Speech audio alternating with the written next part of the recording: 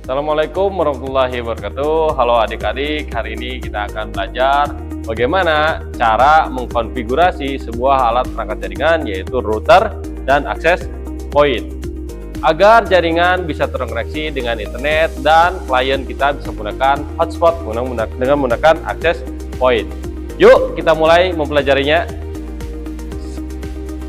Nah, sekarang kita akan mengetahui apa saja sih peralatan yang ada dan yang akan kita gunakan untuk mengkonfigurasi perangkat jaringan kepada sistem jaringan. Yang pertama, yang pasti kita harus memiliki yang namanya router. Nah, router yang ini saya gunakan adalah router dari merek Mikrotik. Tipenya adalah RB941TL, di mana di sini memiliki 4 port dan powernya sendiri itu tipenya adalah USB. Jadi ini mudah sekali supply powernya didapat. Yang berikutnya adalah access point, di mana access point ini kita gunakan dari TP-Link WR840N. Fungsi dari access point ini adalah merubah jaringan atau kabel menjadi sebuah sinyal, di mana peruntukannya hanya untuk pengguna jaringan wireless, baik itu handphone, tablet, dan juga laptop. Berikutnya juga kita memiliki kabel LAN, di mana fungsi di sini adalah untuk menghubungkan router sebagai manajemen jaringan dan juga akses point untuk memperluas jaringan internet tersebut. Lalu yang terakhir kita gunakan adalah ISP. ISP ini adalah sumber internet, di mana kita akan mendapatkan ISP di manajemen oleh router sehingga akan lebih stabil dan lebih teratur, dan kita akan mendistribusikan internet menggunakan access point. Di sini kita gunakan handphone sebagai alat uji cobanya. Itu alat yang akan kita gunakan. Selanjutnya kita masuk ke tahap berikutnya. Sekarang kita akan mengkonfigurasi Mikrotik menggunakan aplikasi pihak ketiga, yaitu aplikasi Winbox. Double klik pada aplikasi Winboxnya, muncul halaman seperti ini. Lalu kita perhatikan di connect to dan di tabel MAC address-nya. Kita akan connect-nya menggunakan MAC address-nya. Pastikan harus sama di connect to dan di tabelnya. Setelah sama, lalu kita pilih connect atau klik connect. Tunggu beberapa saat, nanti akan muncul jendela baru. Nah, setelah muncul jendela baru seperti ini, baru kita akan melakukan tahap-tahapan untuk mengkonfigurasi dasar sebuah Mikrotik. Dimana di sini ada beberapa fitur yang akan kita lakukan. Yang pertama, di interface kita namai dulu port yang akan kita gunakan. Yang akan kita gunakan adalah di header 1 sebagai ISP dan header 2 sebagai koneksi ke access point. Kita beri nama dulu dan kita beri identitas port-port yang akan kita gunakan sesuai dengan topologi yang ada. Header 1 kita gunakan sebagai ISP. Klik OK, apply. Yang kedua, header 2-nya adalah kita gunakan sebagai access point atau koneksi dari router menggunakan kabel ke access point. Kita beri namanya yaitu header 2 AP atau access point.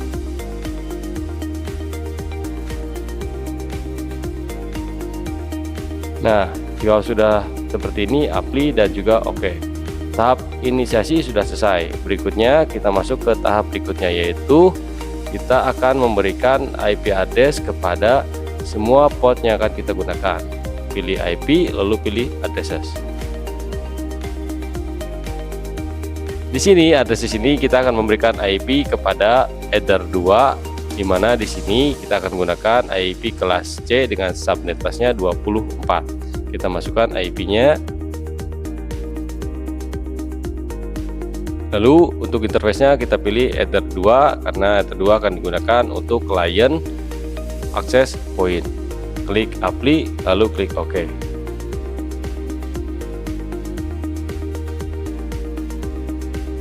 Lalu selanjutnya setelah konfigurasi pemberian IP address, berikutnya kita melakukan DHCP client, di mana DHCP client ini berfungsi untuk si router menerima internet, menerima IP, dan juga sebagai klien dari ISP.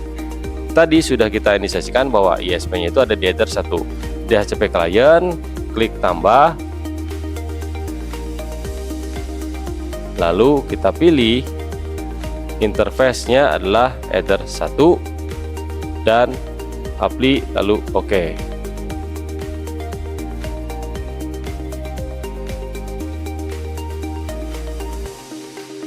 Nah, ini sudah selesai. Nah, kita cek kembali, kita buka dulu IP DHCP kliennya karena kita akan mengecek apakah router sudah mendapatkan IP dan juga internet. Dimana di sini kita dapat dari statusnya itu bound, lalu kita juga sudah mendapatkan IP address dari ISP tersebut, sehingga kita sudah memastikan bahwa router tersebut sudah terkoneksi dengan internet, tapi belum bisa memberikan internet. Berikut langkahnya adalah untuk IP kita pilih DHCP server, dimana di sini fungsinya adalah memberikan IP kepada semua klien secara otomatis.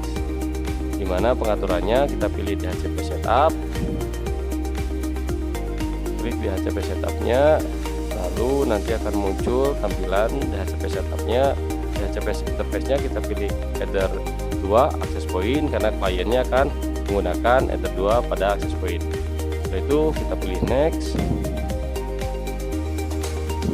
lalu IP-nya sudah sesuai dengan yang tadi kita gunakan di addresses, kita pilih next kembali, lalu kita gateway-nya juga sudah sesuai, kita pilih next lagi.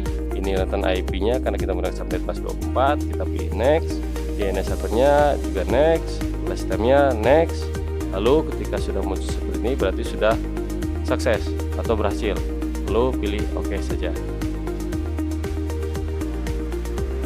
Langkah berikutnya kita akan mengkonfigurasi di bagian IP lalu DNS. DNS ini kita pilih servernya, masukkan 8.8.8.8.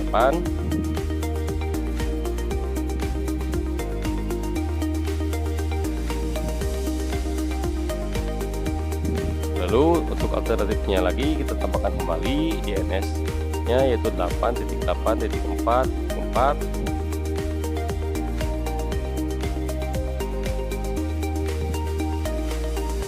Nah, ketika servernya sudah diisi, jangan lupa untuk mencetak di bagian allow remote request. Hanya ini saja untuk konfigurasi DNS, lalu pilih API dan juga OK.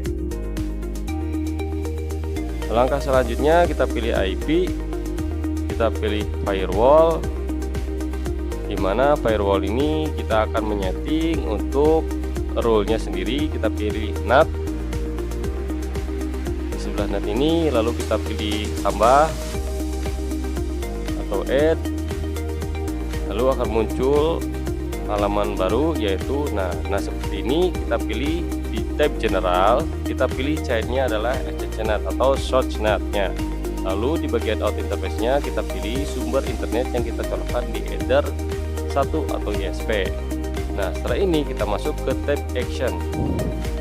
Pada tab action-nya kita pilih action-nya itu adalah mesh curate. Ini sudah langkahnya sudah selesai, kita pilih apply lalu kita pilih OK. Nah, seperti itu. Selanjutnya kita tahap berikutnya kita konfigurasi access point. Tahap terakhir kita adalah untuk mengkonfigurasi access point-nya, dimana tadi kita sudah mengkonfigurasi routingnya. Mari kita konfigurasi access point-nya.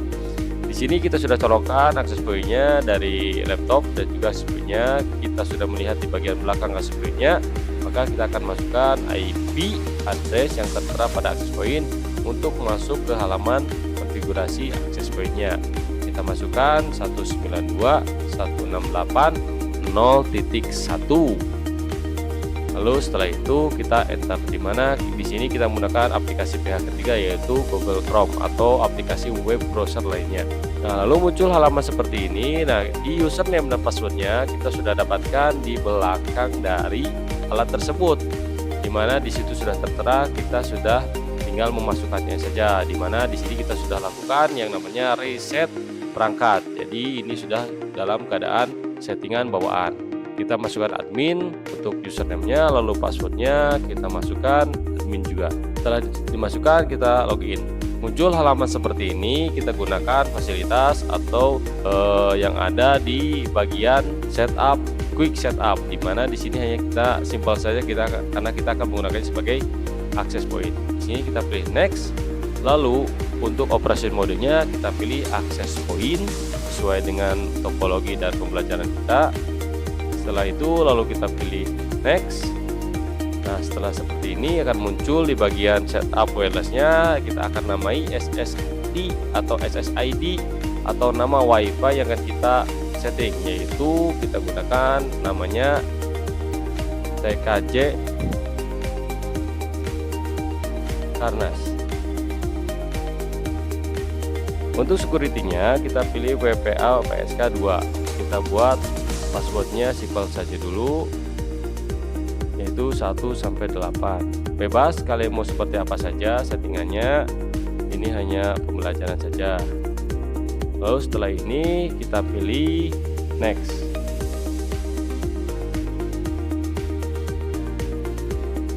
Lalu muncul lagi untuk network settingnya, dimana di sini kita pilih LAN tipenya adalah Smart IP.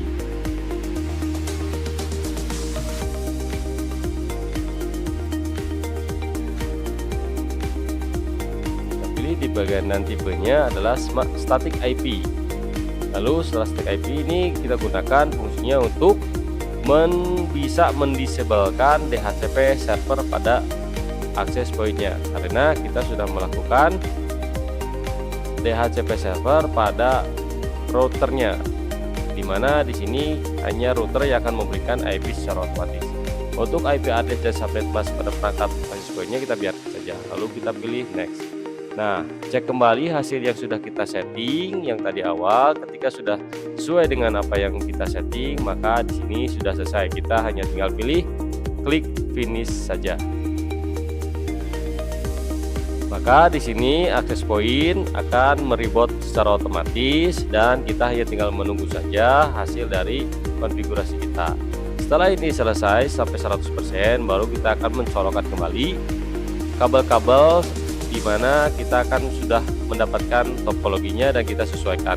Setelah ini selesai, mari kita uji coba hasil dari konfigurasi dari router dan juga access point, di mana uji coba ini kita gunakan handphone karena di sini diperuntukkan untuk access point dan penggunanya adalah handphone menggunakan jaringan WiFi atau wireless. Nah, sekarang kita sudah melaksanakan konfigurasinya mulai dari tahap awal sampai tahap akhir. Nah, sekarang kita akan menguji hasil dari konfigurasi yang sudah kita laksanakan. Dari sini, karena diperuntukkan untuk pengguna handphone, karena di sini kita membuat jaringan wireless atau tanpa kabel, otomatis kita menguji dengan cara mengkonekkan HP tersebut dengan WiFi yang sudah kita setting menggunakan access point. Dimana di sini sebuah WiFi-nya kita namai SSD-nya yaitu TKJ Karnas. Kita konekkan, lalu passwordnya sesuai dengan yang kita tadi setting dalam access point, yaitu passwordnya 123456778. Setelah itu kita konekkan atau kita hubungkan. Nah, sudah terhubung dan kita cek IP-nya, apakah IP-nya sudah sesuai dengan yang kita tentukan dalam MikroTik, yaitu IP-nya kita dapat 192.168.2.1. Ini sesuai dengan yang sudah kita setting di dalam MikroTik. Lalu berikutnya, ketika sudah kita mendapatkan IP-nya sesuai dengan yang kita setting, kita cek konfigurasi dengan cara kita cek di Google Chrome-nya, kita cari speed test sebagai panduan kita apakah konfigurasinya berhasil. Ini sudah dapat internet dan kita coba langkahkan uji cobanya.